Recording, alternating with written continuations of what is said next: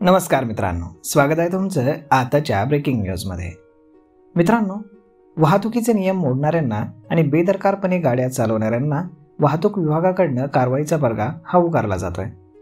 वाहने चालवताना नियम मोडल्यास मोठी दंडात्मक रक्कम ही वसूल केली जाते। विविध वाहनांवरती केलेल्या कारवाईचा विचार केला तर दंडाची ही रक्कम अगदी हजारो कोटींच्या घरात आहे। अशातच आता दंडाच्या रकमेतून वाहनधारकांची लवकरच सुटका होणार आहे, कारण परिवहन विभागाकडून वाहनधारकांसाठी एक रकमी परतफेडीची अभय योजना आणण्याचा विचार चालू आहे। परिवहन मंत्री प्रताप सरनाईक यांनी याबाबत सकारात्मक प्रतिसाद दिल्याची माहिती सूत्रांनी दिली आहे। एक रकमी परतफेडीची अभय योजना म्हणजेच दुचाकी, चारचाकी तसेच अवजड वाहनधारकांना मोठा दिलासा आहे। तसेच यामुळे राज्यामध्ये तिजोरीमध्ये एक रक्कम मोठी जमा होण्यास मदत होणार आहे। एकट्या मुंबईमध्ये विविध वाहनांवरती केलेल्या कारवाईची रक्कम ही 1000 कोटी रुपयांच्या घरात आहे। ही दंडाची रक्कम कितीही वाढली तरी ती न भरण्याचीच भूमिका अनेक वाहनधारकांची असते।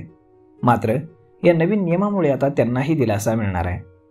याबाबतचा प्रस्ताव राज्याचे परिवहन आयुक्त विवेक भीमनवार यांनी परिवहन सचिवांकडे पाठवल्याचं सांगण्यात येत आहे।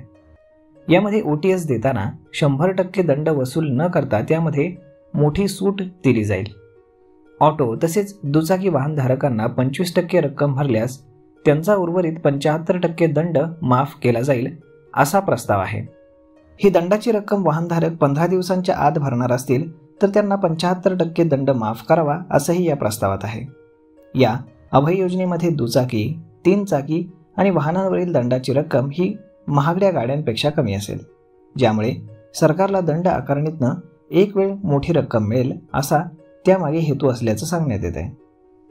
तर मग मित्रांनो, आता तुमच्याकडे जर समजा ई चालान असेल आणि तुम्ही ते अजून भरलेलं नसेल तर तुमच्यासाठी ही सुवर्ण संधी आहे। लवकरच आपले ई चालान भरून टाका आणि 75% दंड माफ करून घ्या। तर मग मित्रांनो, हा व्हिडिओ, ही माहिती तुम्हाला कशी वाटली हे तुम्ही आम्हाला कमेंट करून नक्कीच सांगा। आणि जर आवडली असेल तर आपल्या जवळच्या मित्रमंडळींसोबत देखील हा व्हिडिओ तुम्ही शेअर करायला विसरू नका। धन्यवाद।